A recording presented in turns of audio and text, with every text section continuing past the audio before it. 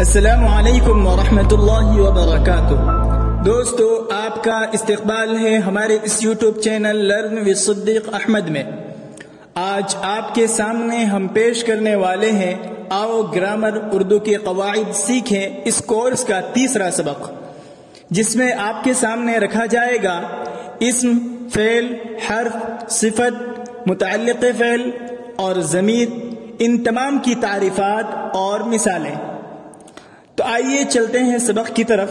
اس سے قبل یہ بات آپ نوٹ کر لیں، یہ بات آپ ذہن نشی کر لیں کہ یہ چینل اردو زبان کے فروغ کے لیے اور اردو زبان کے اصناف نثر کو حاصل کرنے کے لیے بنایا گیا ہے، جس میں 3 کورس یکے بعد دیگرے پیش کیے جا رہے ہیں اور تینوں کورس کے اسباق بالترتیب پیش کیے جا رہے ہیں، جس میں سب سے پہلا کورس ہے اردو مضمون نگاری کورس، دوسرا کورس ہے آؤ اردو سیکھیں اور تیسرا کورس ہے آؤ گرامر یعنی اردو کے قواعد سیکھیں۔ تو اگر آپ کو ان تینوں کورس میں سے کسی سے بھی دلچسپی ہے تو آپ ہمارے چینل کو سبسکرائب کر لیں اور ہماری ویڈیو کو لائک کریں اور ان کورسوں سے فائدہ اٹھائیں، اور ہمیں دعاؤں میں یاد رکھیں اور کمنٹ کے تھرو اگر کوئی رائے پیش کرنا چاہیں تو آپ پیش کریں۔ یہ کورس جو جس طریقے سے تیار کیا گیا ہے، ان کی روشنی میں اگر آپ اردو زبان کو حاصل کرنا چاہیں، پڑھنا، لکھنا اور ساتھ ہی اسے سمجھنا اور جملے تیار کرنا سیکھنا چاہیں تو آسانی سے آپ سیکھ سکتے ہیں۔ آئیے چلتے ہیں سبق کی طرف۔ آج کے سبق میں ہم پیش کریں گے کلمہ کی اقسام، جس میں اسم، فعل، حرف، صفت، متعلق فعل اور ضمیر کی تعریفات پیش کی جائیں گی، ساتھ ہی ان کی مثالیں بیان کی جائیں گی اور ان کو مثالوں سے سمجھایا جائے گا۔ اسم وہ کلمہ ہے جو کسی شخص، جگہ یا چیز کا نام ہو۔ اسم وہ کلمہ ہے جو کسی شخص، جگہ یا چیز کا نام ہو۔ مثلا استاد شاگرد کو پڑھاتا ہے، تو اس میں استاد اور شاگرد یہ دونوں الگ الگ اسم ہے۔ حمید کے ہاتھ سے پرندہ اڑ گیا، یہ ہاتھ، پرندہ اور حمید یہ 3 اسم ہے۔ ذاکر ہندوستان کا بادشاہ ہے، اس میں ہندوستان، ذاکر اور بادشاہ یہ تینوں اسم ہیں۔ اب چلتے ہیں فعل کی طرف۔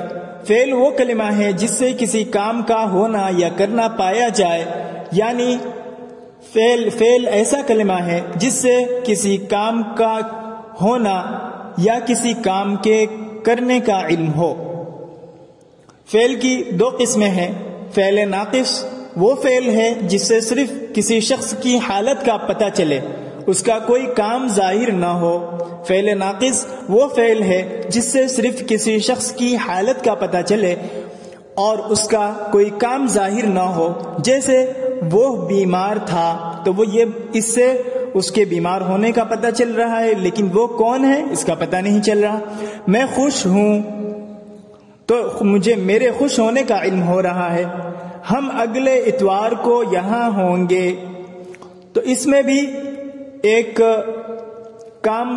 معاملہ ظاہر ہو رہا ہے، ایک حالت کا پتہ چل رہا ہے کہ یہاں پر ابھی نہیں ہوں گے بلکہ ہم دوسری جگہ ہوں گے۔ تو ان جملوں میں تھا، ہوں اور ہوں گے یہ فعل ناقص ہے۔ تھا، ہوں اور ہوں گے یہ فعل ناقص ہے۔ فعل تام وہ فعل ہے جس سے کسی اسم کے کام کرنے کا پتہ لگے۔ فعل تام وہ فعل ہے جس سے کسی اسم کے کام کرنے کا پتہ چلے، جیسے شام اسکول گیا تھا تو شام کے اسکول جانے کا پتہ چل رہا ہے، شام ایک نام کے طور پر استعمال ہوا ہے۔ ہم رات کو سوتے ہیں، تو اس جملے سے پتہ چل رہا ہے کہ ہمارا معمول رات کو سونے کا ہے، وہ تھوڑی دیر کے بعد کھانا کھائے گا۔ اس سے پتہ چل رہا ہے کہ وہ ابھی کھانا نہیں کھائے گا بلکہ کچھ دیر بعد کھانا کھائے گا۔ حرف وہ کلمہ ہے جو جملے میں دوسرے کلمات کو باہم ملانے کے لیے استعمال کیا جاتا ہے، یعنی دوسرے کلمات کو آپس میں ملانے کے لیے استعمال کیا جاتا ہے۔ حرف وہ کلمہ ہے جو جملے میں دوسرے کلمات کو آپس میں ملانے کے لیے استعمال کیا جاتا ہے، جیسے خدا نے زمینوں اور آسمانوں کو پیدا کیا، تو اس میں کو یہ ملانے کے لیے استعمال ہوا۔ اس آم کا ذائقہ کھٹا ہے، اس میں کا استعمال ہوا دو جملوں کو ملانے کے لیے۔ اپنے دوستوں کے ساتھ اچھا سلوک کرو، اس میں بھی کہ یہ استعمال ہوا ملانے کے لیے۔ اس نے بڑی محنت کی لیکن کامیاب نہ ہوا، تو اس میں جو استعمال ہوا ہے کہ لیکن جو استعمال ہوا ہے یہ بھی بطور حرف استعمال ہوا ہے اور دو جملوں کو آپس میں جوڑنے کے لیے استعمال ہوا ہے۔ لہذا پتہ چلا کہ ایسے کلمات جو نہ اسم ہو، نہ صفت ہو، نہ ضمیر ہو اور نہ ہی فعل ہو تو وہ حرف کہلائے گا۔ اور ان حرف کا کام کیا ہے کہ وہ اجزائے کلام کو، یعنی کلام کے بات چیت کے جملے کے ٹکڑے کو، ایک ٹکڑے کو دوسرے ٹکڑے کے ساتھ، ایک حصے کو دوسرے حصے کے ساتھ ملانے کے لیے استعمال ہوتے ہیں اور ملاتے ہیں۔ ایسے کلمات کو حرف کہتے ہیں۔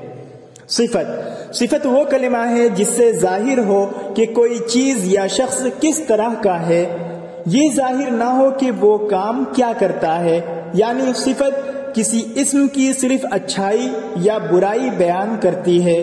صفت وہ کلمہ ہے جس سے ظاہر ہو کہ کوئی چیز یا شخص کس طرح کا ہے، یہ ظاہر نہ ہو کہ وہ کام کیا کرتا ہے، یعنی صفت کسی اسم کی صرف اچھائی یا برائی بیان کرتی ہے۔ جیسے عقل مند آدمی وقت ضائع نہیں کرتا، تو عقل مند اس سے پتہ چل رہا ہے کسی کی صفت کا، یعنی یہ کسی آدمی کی صفت ہے، اور جس کی صفت کا پتہ چلتا ہے اسے موصوف کہتے ہیں۔ گویا آدمی موصوف، عقل مند اس کی صفت۔ محنتی شخص بھوکا نہیں مرتا، تو اس میں محنتی ایک صفت ہے، اور یہ کس کی صفت ہے؟ شخص کی صفت ہے۔